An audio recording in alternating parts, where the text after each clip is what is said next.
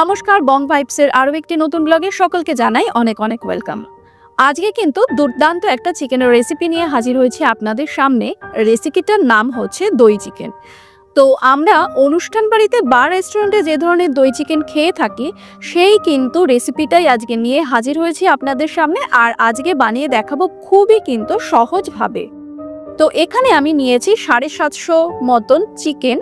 আর চিকেনটা ভালো করে ধুয়ে জলটা ঝরিয়ে নিয়ে এখানে আমি 1 চামচ মতন আদা আর রসুনের পেস্ট দিলাম, আর দিয়েছি স্বাদ মতন নুন, সেটা আমরা ম্যারিনেট করব। আর একটা জিনিস দিতে হবে, সেটা হচ্ছে 1 চামচ মতন গোলমরিচের গুঁড়ো। তো এটাই হচ্ছে আমাদের আজকের চিকেনটা ম্যারিনেট করতে লাগবে। তো বেশ ভালো করে আমি চিকেনটা ম্যারিনেট করে রেখে দিয়েছিলাম আধ ঘন্টা মতন। এরপর আমি একটা শুকনো কড়াই নিয়ে নিয়েছি, আর তাতে দিয়েছি এখানে আমি 2 চামচ মতন গোটা জিরে। তো জিরেটা একটু ড্রাই রোস্ট করে নিয়েছি। একটা সুন্দর গন্ধ বেরোবে আর কালারটা চেঞ্জ হলেই আপনারা বুঝতে পারবেন যে জিরেটা আমাদের রোস্ট হয়ে গেছে। রেখে দিয়েছি সাইডে। তার একটা কিন্তু পাউডার বানিয়ে রেখে দিতে হবে। তো এরপর নিয়ে নিয়েছি কড়াইতে সাদা তেল। তো আজকের রান্নাটা আমরা কিন্তু সাদা তেলেই করব।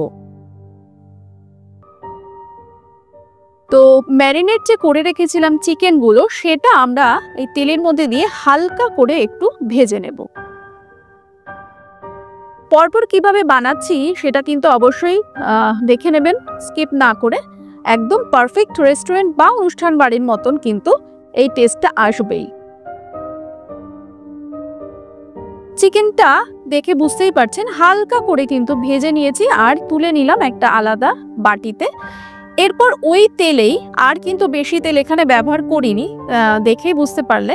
তো ওই তেলেই কিন্তু দিয়ে দিয়েছি আমরা আজকের ফোড়ন। তো ফোড়ন হিসাবে আমি এখানে ছোট এলাচ দিয়েছি, গোলমরিচ দিয়েছি, লবঙ্গ দিয়েছি, আর দিয়েছি শুকনো লঙ্কা।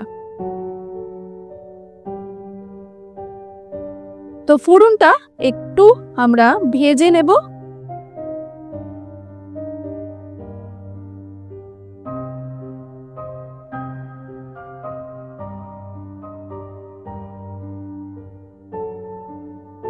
তো গোটা মশলাগুলো যেটা আমরা ফোড়নে ব্যবহার করেছি, বেশ একটা সুন্দর গন্ধ বেরিয়ে এসেছে।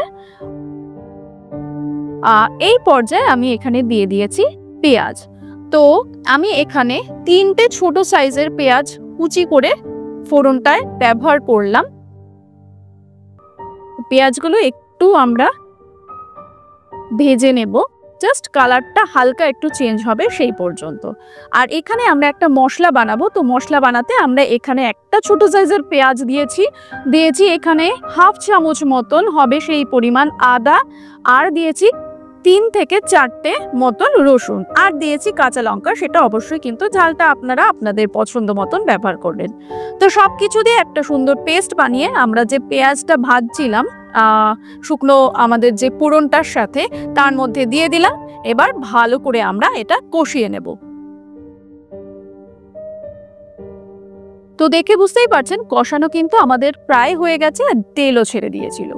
আর এই পর্যায়ে যেটা করলাম, এখানে আমি 8 থেকে 10 খানা কাজু বাদাম ভিজিয়ে রেখে দিয়েছিলাম। তো সেই কাজু বাদামের একটা পেস্ট বানিয়ে আমরা এই মশলাটার মধ্যে দিয়ে দিলাম। কাজু বাদামের পেস্টটা দিলে কিন্তু দই চিকেনের টেস্টটা দারুণ আসে। তো একটা ক্রিমি টেক্সচারও আসে চিকেনটার মধ্যে, আর খেতেও খুব ভালো লাগে। তো কাজু বাদাম বাটাটা কিন্তু দিতে একদমই ভুলবেন না। তো সমস্ত মশলা যখন আমাদের আরেকটু ভালো করে কষে এসেছিল, আমরা সেই পর্যায়ে দিয়ে দিলাম আমাদের হাফ যে আমরা ভেজে রেখেছিলাম চিকেনগুলো, সেগুলো। এবার মশলার সাথে বেশ ভালো করে আমরা চিকেনটা মিশিয়ে নেব। চিকেনটা কিন্তু আমাদের কষানো চলছে এবং অনেকটাই কষানো হয়ে গেছে। এই পর্যায়ে আমি এখানে দিয়েছি টক দই। তো এখানে আমি 100 গ্রাম মতন টক দই বেশ ভালো করে কিন্তু ফেটিয়ে নিয়েছিলাম, তো সেটাও দিয়ে দিলাম।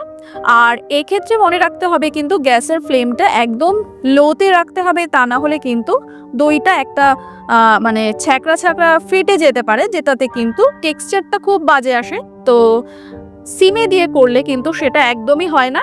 আস্তে আস্তে করে এবার নাড়াচাড়া করতে করতে আমাদের মাংসের সাথে সমস্ত ব্যাপারটা মিশিয়ে নিতে হবে। এই রেসিপিটা কিন্তু যে কোনো ধরনের রাইস অর্থাৎ ফ্রাইড রাইস, যে কোনো ধরনের রুটির সাথে খেতে দুর্দান্ত লাগে। তো অবশ্যই কিন্তু রেসিপিটা বাড়িতে বানাবেন আর অবশ্যই জানাবেন কেমন লাগলো আপনাদের আজকের এই রেসিপিটা। তো এই পর্যায়ে দিয়ে দিয়েছি আমি জল গ্রেভির জন্য। তো বাটি ধোয়া জলটাও অবশ্যই ব্যবহার করেছি, আরও সামান্য একটু জল আমি ব্যবহার করেছি। যেরকম গ্রেভি রাখবে সেই আন্দাজে জলটা ব্যবহার করতে হবে। আর একটা কথা মাথায় রাখতে হবে, যেহেতু চিকেনটাও সেদ্ধ হবে তো সেক্ষেত্রে জলটাও বেশ কমে যাবে। তো ঢাকা দিয়ে দিয়ে কিন্তু আমরা আজকে চিকেনটাও তৈরি করেই ফেলেছি। আমাদের রেসিপি কিন্তু প্রায় শেষের মুখে। দিয়ে দিয়েছি সামান্য একটু চিনি ব্যালেন্সটা করার জন্য, টেস্টের ব্যালেন্সটা রাখার জন্য। আর আমরা যে গোটা জিরে ভেজে রেখে দিয়েছিলাম, তার একটা পাউডার বানিয়েছিলাম, সেই পাউডারটাও কিন্তু আমরা একদম শেষ পর্যায়ে দিয়ে দিলাম। তো আমি কিন্তু এখানে 1.5 থেকে 2.25 চামচ মতন জিরে গুঁড়ো সেই পাউডারটা ব্যবহার করেছি, আর দিয়েছি এখানে কসুরি মেথি। আজকের রেসিপিটা যদি ভালো লেগে থাকে অবশ্যই কিন্তু সাবস্ক্রাইব করে পাশে থাকতে হবে, আর পাশে থাকা বেল আইকনটা কিন্তু প্রেস করে নেবেন, তাহলে আমার চ্যানেলের নতুন নতুন ভিডিওর নোটিফিকেশন আপনারা পেয়ে যাবেন।